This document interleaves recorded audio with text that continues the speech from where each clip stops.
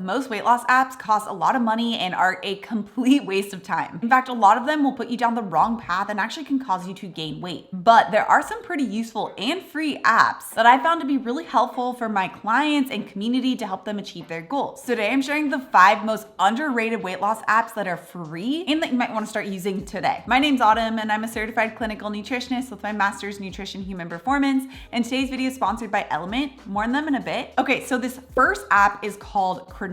Now, on the face of it, it might look like just a typical calorie tracking app, which is something that I'm not a fan of. I've shared a lot of details on why and how calorie tracking is not useful for achieving your goals and how it can actually prevent you from achieving your goals. I'll have that video linked up here. Really important one if you're calorie tracking right now, especially if you're looking to achieve a weight loss goal. But there are a few tools that specifically Cronometer has that can be quite useful if you are a beginner. One of them being is assessing your protein intake for body recomposition goals. We talk a lot on this channel about the importance of high quality protein sources for achieving a weight loss goal because it's so satiating, it helps prevent hunger, it helps to maintain muscle mass. Ultimately, it just makes the weight loss process so much easier if you're actually getting adequate amount of protein for your body's needs. In fact, I'll sometimes still use Cronometer to double check the specific protein amounts or the amino acid ratios for certain types of proteins. And the way you do it, this is just like the home screen of Cronometer. In fact, I'll just pop it up right here. So if I know I need like 25 grams of protein at a meal and I need to know how much protein that is or what that actually looks like, you can just type in whatever protein you're having. So let's say like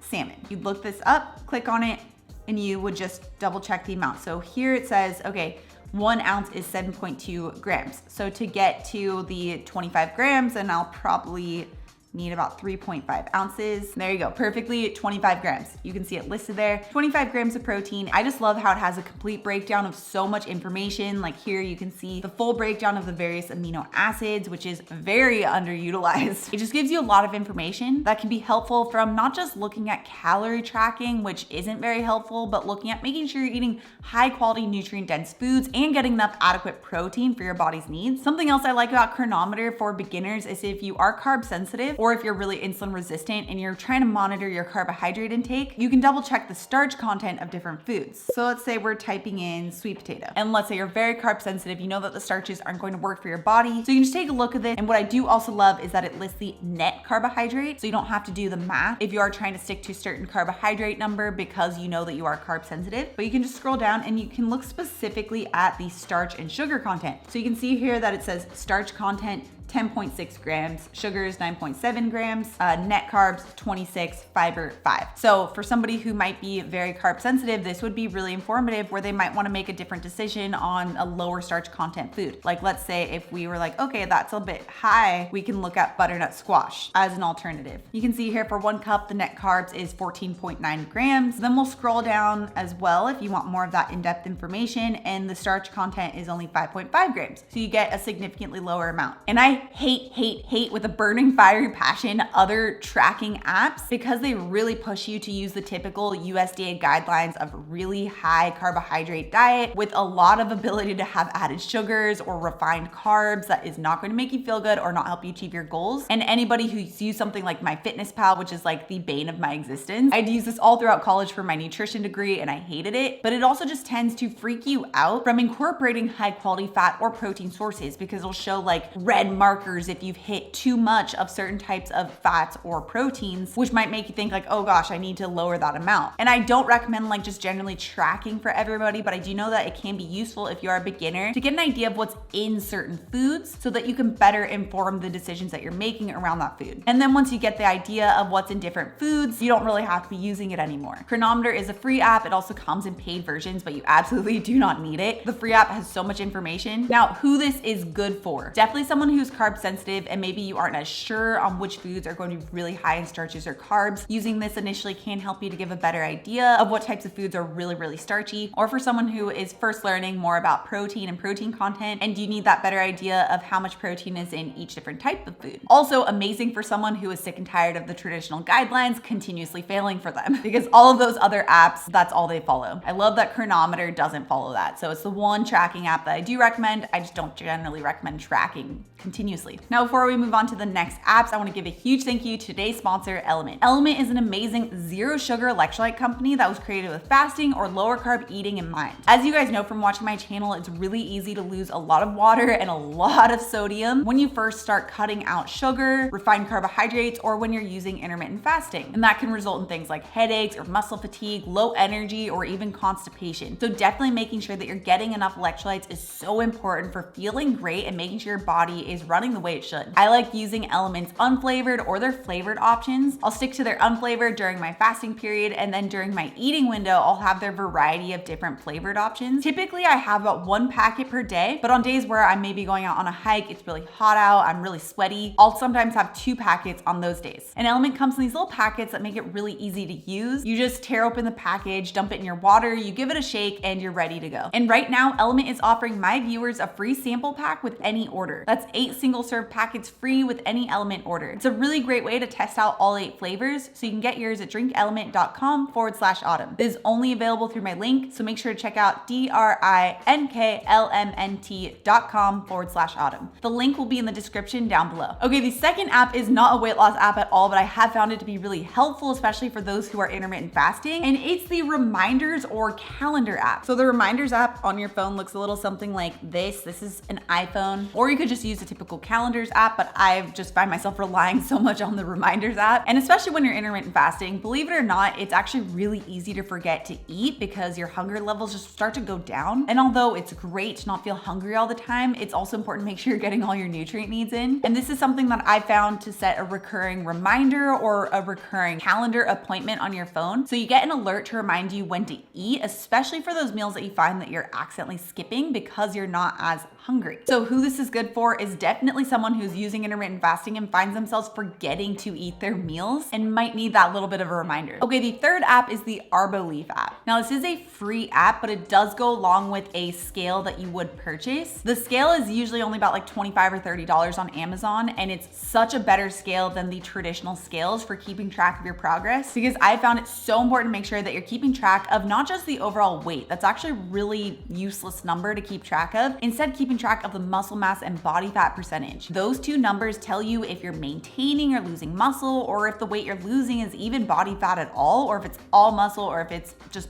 body water. Or even kind of more importantly, it can tell you that even if you aren't seeing a change on the scale, you can see those changes in body composition where you are losing body fat, but maybe increasing muscle mass. So it'll turn out as a net neutral on the scale, but in fact, you're getting a lot of important body composition changes, which is much more important than just overall weight loss. So you can see here that it does keep track of things like weight, but it also keeps track of your overall body recomposition. So you can see body fat percentage, you can see skeletal muscle, you can see total muscle mass. Now, one thing to note is I have found these numbers are not highly accurate. I much prefer the InBody machine, but that's like a $6,000 machine that you really only get at like a gym. So if you have access to it at the gym, that is such a better option. I would highly recommend that. But this at least can give you an idea of trends, because my body fat percentage is not 15.5%, just so you know. It's closer to like 19-ish. Maybe 20%. I don't know. It's been a little while since I've done that, but at least it can give you an idea of trends. So who this is good for is if you don't have access to like the more expensive InBody machine that you typically find at gyms, then at the very least, you can keep track of trends of your overall body recomposition with something like the Arboleaf app. Okay, the fourth app is also one that's free, but you get a lot more obviously use out of it if you have the product that goes along with it, and it's the FitBit app. And I'm actually a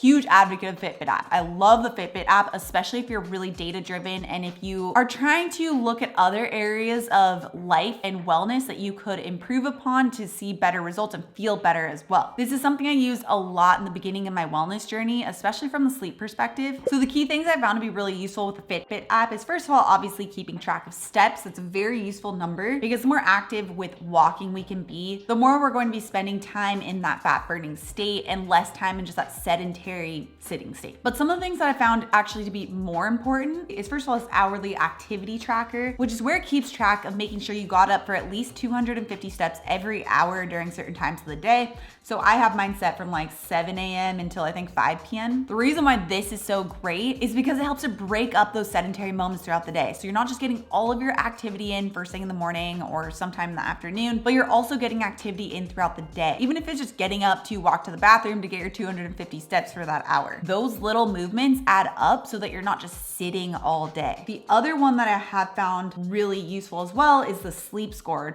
or keeping track of sleep. I personally don't use this as much anymore, but I did use this whole section so much in the beginning of my personal wellness journey, because getting high quality deep sleep is crucial for not only a weight loss goal, actually very important for a weight loss goal, but also for mental health, for energy. I found it very useful for improving my anxiety levels when I got high quality deep sleep each night. And so by wearing the Fitbit while you sleep, you can then get these results of what your sleep cycle is. So for example, here you can see the amount of time I spent in my REM sleep or light sleep or deep sleep. In the beginning, I found that I really wasn't getting much deep sleep, so that helped to inform me to then make better nighttime decisions to help improve my deep sleep. So like going on that evening walk, exposing my eyes to darkness, taking some magnesium, not watching TV right before bed, and I saw significant improvements in my deep sleep, which then helped me to improve my overall mental health and wellness goals as well. I love that it also provides this benchmark, so if you don't know how to read these readings, you can see like roughly where it is that you should be falling in line for the various types of sleep. And then the other thing that can be really fun as well, and just make your fitness goals or overall wellness goals just more fun, is that they also have these challenges. I used to do these all the time when I worked in more of like an office-like setting. So you can see they have like this daily showdown that you can challenge your friends to and see who gets more steps in that day. It's just kind of like a fun incentive to get some more steps in. So who this app is good for is definitely those who love data and are very data driven. And if you're looking to improve things like sleep or heart rate or your step count overall. And of course, for those who have a Fitbit, like if you have a Fitbit already, download the app. You should just do that by now. Okay, now the fifth app that I found really useful is the YouTube app. I mean, you're watching this video right now. Everybody calls it YouTube University for a reason. You can get so much information on YouTube. I personally have, I think, over 500 videos at this point now on my intermittent fasting, weight loss tips, different types of meals, so much information, all broken up into different playlists so you can just binge watch a bunch of videos on a certain type of topic that you want to learn. Or if you're looking to incorporate some type of new workout routine, you can find free workouts online. There's so much information on YouTube. It's such a great resource. And did you know that you could actually go to someone's channel page? You swipe all the way over to the right and there's a little search bar. So you can actually search within someone's own channel page for a specific type of video. So for example, again, I have over 500 videos at this point with so much information. You could just go click that little search bar, look up like how to break a fast or intermittent fasting tips or whatever question you might have, and it'll show you my specific videos on that topic. So it is such an amazing resource that obviously you're using right now, so you know it's great, but there's those added features like the search bar that can make it even easier. In fact, if you do have a weight loss goal in mind, make sure you check out this video next. Also, if you're new to my channel and you love this science-backed information, make sure you subscribe right here. Come out new videos every Tuesday and Thursday. All right, guys, thanks so much for tuning in, and I'll see you in my next video.